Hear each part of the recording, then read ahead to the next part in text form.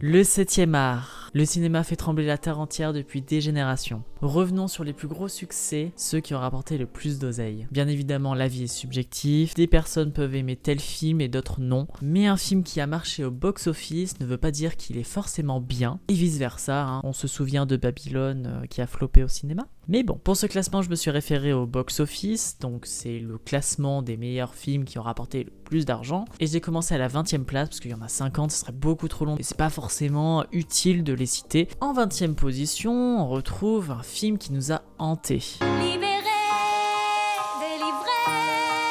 Cette musique libérée, délivrée, je parle bien de La Reine des Neiges. Le film raconte l'histoire d'Elsa qui affronte ses pouvoirs avec sa sœur et ses amis. Entre musique qui rentre dans la tête pendant des années, action et féerie, le film est plutôt bien réussi. Alors j'avoue que je suis pas vraiment fan de ces films-là, mais c'est Star Wars 8, Les Derniers Jedi, sorti en 2017, qui atteint la 19e position.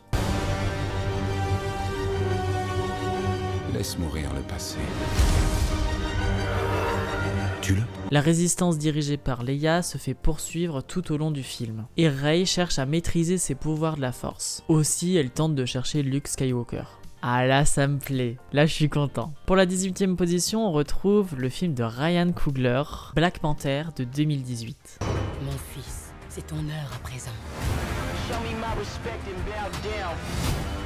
C'est à toi de choisir. Quel genre de roi tu veux devenir? Sorti peu de temps avant Avengers Infinity War, le film penche du côté des origines de Black Panther. Ça parle de succession, de trahison, il y a plein d'actions et les scènes de combat sont magnifiques. Bon là c'est quand même un film qui commence à avoir de l'âge mine de rien. On parle de Harry Potter et les reliques de la mort partie 2. Prépare-toi à mourir.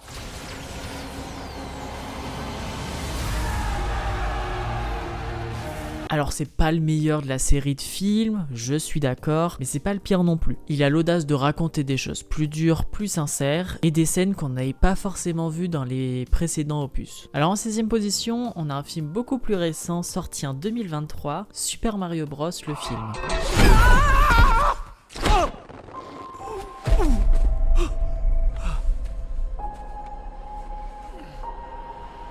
Perso j'ai kiffé, d'autres pensent que c'est nul, mais Nintendo ont mis un premier pas dans le cinéma et ça a plutôt bien marché. Comme beaucoup de premiers films, on s'attarde plus sur les origines des frères Mario et Luigi, et en plus de ça on a plein de références au jeu, donc si vous êtes fan de Mario, c'est vraiment l'apothéose dans le cerveau quoi. En 2015, on a pu découvrir Ultron, dans Avengers, l'ère d'Ultron. J'ai été conçu pour sauver le monde. Les humains contemplaient le ciel et y voyaient de l'espoir. Le film de Joss Whedon sorti avant Captain America Civil War, le film montre plein de nouveaux personnages tels que Vision, Wanda Maximoff et son frère notamment. D'ailleurs le style du film me fait penser énormément aux deux premiers 4 Fantastiques. Difficile d'être passé à côté de ça en 2023, mais en 14e position nous avons Barbie de Greta Gerwig. Tu peux reprendre ta vie habituelle ou alors connaître la vérité sur l'univers. Le choix t'appartient. Le premier, le talon.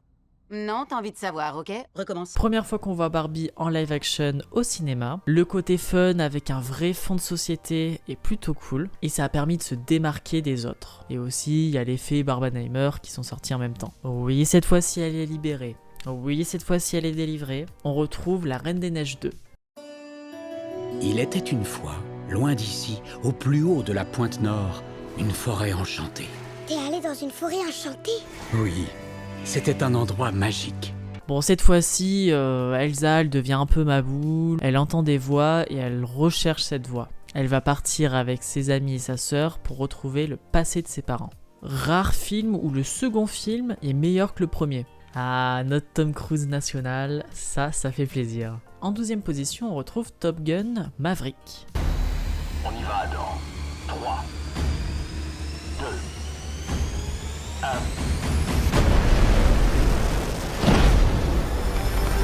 Entre action, voltige, le film a énormément plu dans le monde. On explore l'évolution technologique dans l'aviation militaire. Il a reçu plusieurs nominations aux Oscars et aux Golden Globes, et heureusement il en a gagné pas mal. Bon, pour ce film, je ne critique pas la série de films à rallonge, mais nous avons Fast and Furious 7. 1, Yo, Roman, t'as besoin de prendre l'air? Dire qu'on croyait qu'on pouvait pas faire mieux, hein?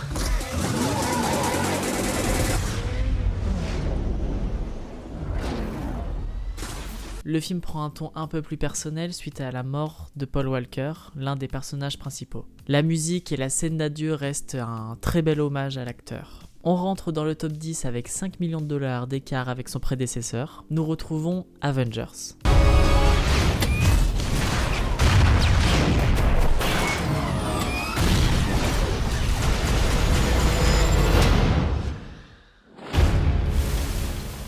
Le premier Avengers a mis les fans en ébullition. Première fois qu'on voit l'équipe de super-héros réunie dans un seul même film, l'une des séries de comics les plus regardées de chez Marvel. C'était un peu logique de l'avoir dans ce classement. Oh, alors celui-là, c'est un peu normal qu'il soit dans le classement. Disney c'est remake, c'est parti. Jon Favreau, à qui on doit The Mandalorian et le premier Iron Man, nous offre Le Roi Lion de 2019. Précédé nous observe tranquillement depuis les étoiles. Une étrange lumière,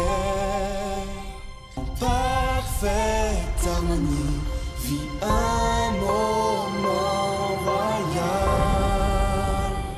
De l'animation 3D avec un beau casting et Hans Zimmer à la musique, c'était un peu logique que ça marche. À savoir que la musique du Roi Lion de 94 était aussi composée par Hans Zimmer. Alors j'avoue que celui-là, j'ai plus préféré les Worlds que les parcs. On a Jurassic World de 2015. Faites évacuer l'île. Elle est d'une intelligence supérieure. Elle va tuer tout ce qui bouge. Oh non.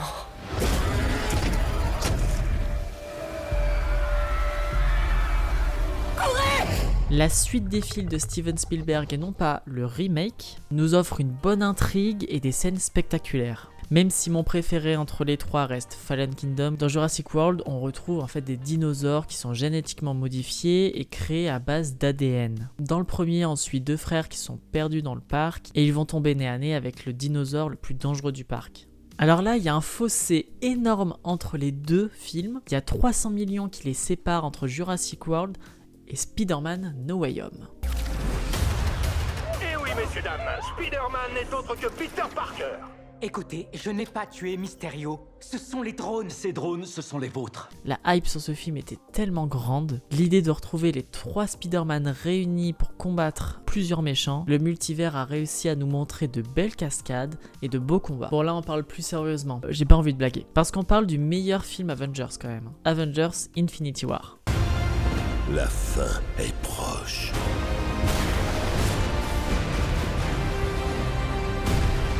Quand j'en aurai terminé, la moitié de l'humanité aura la vie sauve.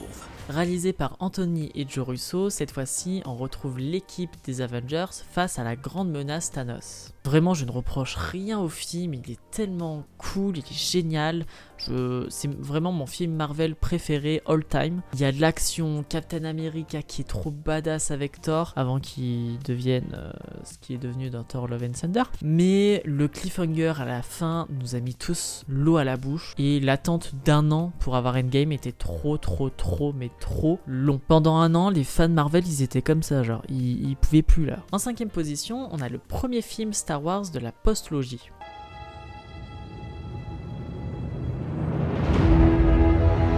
Rien ne nous arrêtera. J'achèverai ce que vous avez commencé. 10 ans après la revanche des Sith, la nostalgie de revoir des sabres laser au cinéma fait hyper tout le monde. Et d'ailleurs c'est le seul film Star Wars qui a atteint les 2 milliards de recettes. Ah là on parle de l'un de mes réalisateurs préférés, et je pense que c'est aussi l'un de vos réalisateurs préférés. James Cameron a conquis tout le monde en 97 avec Titanic.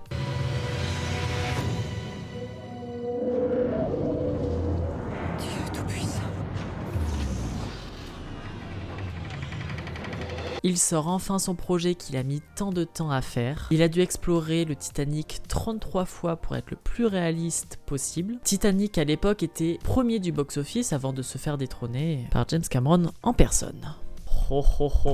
On arrive dans le top 3. Si je vous dis gifle visuelle et non pas une claque, là c'est une gifle qu'on a eue. Sorti en 2022, Thor Love and Thunder arrive en 3ème position. Non je déconne, c'est pas Thor Love and Thunder. Tellement que c'était une bouse. Mais on parle bien de Avatar, la voix de l'eau. La voix de l'eau relie toute chose. Avant la naissance et après la mort. L'engouement d'avoir un nouveau film Avatar, la nouvelle technologie abordée, 13 ans après le premier film, James Cameron revient pour dire qu'il est le patron du box-office, suivi en 2ème de la conclusion finale de la saga de l'infini de chez Marvel, Avengers Endgame de Anthony et Joe Russo. Même si nous n'avons qu'une chance infime, notre devoir envers ceux qui ne sont plus parmi nous, c'est d'essayer. On va le faire. Le combat final, la mort de certains personnages, la hype des 1 an là que je vous disais, là les gens étaient comme ça a marché hein. Pour certains c'était la conclusion de 10 ans chez Marvel, franchement ils ont fait quelque chose de très joli. Pour le premier, est-ce que j'ai vraiment besoin de le présenter? James Cameron se détrône encore une fois avec Avatar.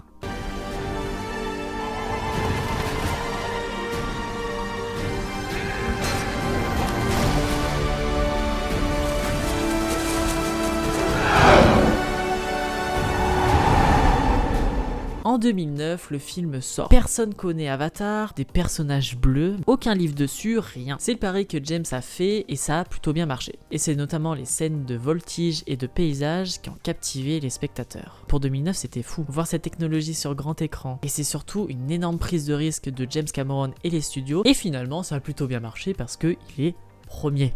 Allô James, oui? Oui, non mais là t'es trop bon, faut arrêter hein. Ah d'accord. Bon, bisous.